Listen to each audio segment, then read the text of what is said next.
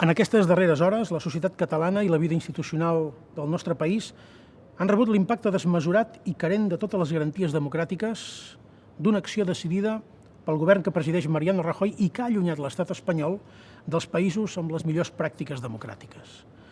El president Rajoy ha creuat aquesta setmana moltes línies vermelles com perquè haguem de contemplar-ho amb indolència.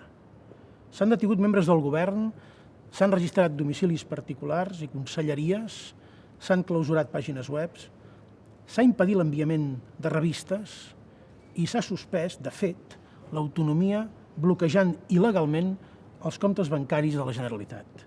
Tota la maquinària de l'estat espanyol està orientada a impedir que els catalans votem el dia 1 d'octubre.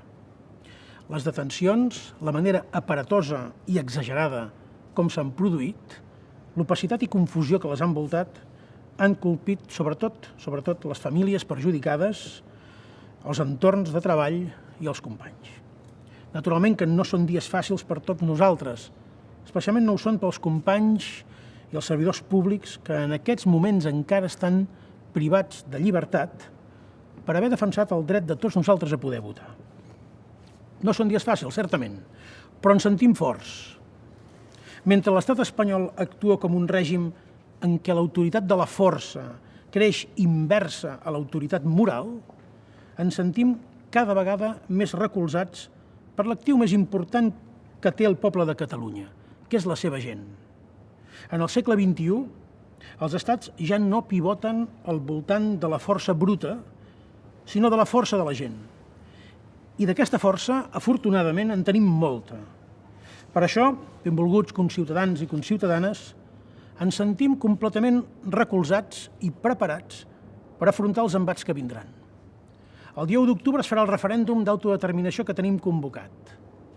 Es farà perquè tenim previstos plans de contingència per garantir-lo, però sobretot es farà perquè té el suport de la immensa majoria de la població que està farta de la prepotència i dels abusos del govern del Partit Popular.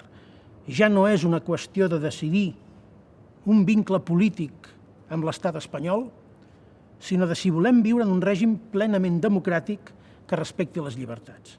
Així ho han entès també milers i milers de ciutadans que s'han defensat i que s'han manifestat arreu de l'estat espanyol en solidaritat amb el poble de Catalunya i els seus drets, i als quals els vull agrair fraternalment el seu coratge i el seu compromís. Vull apel·lar que la gent continuï defensant la celebració del referèndum fins al mateix dia 1 d'octubre, amb el mateix entusiasme, el civisme, el pacifisme i la fermesa amb què ho ha fet fins ara.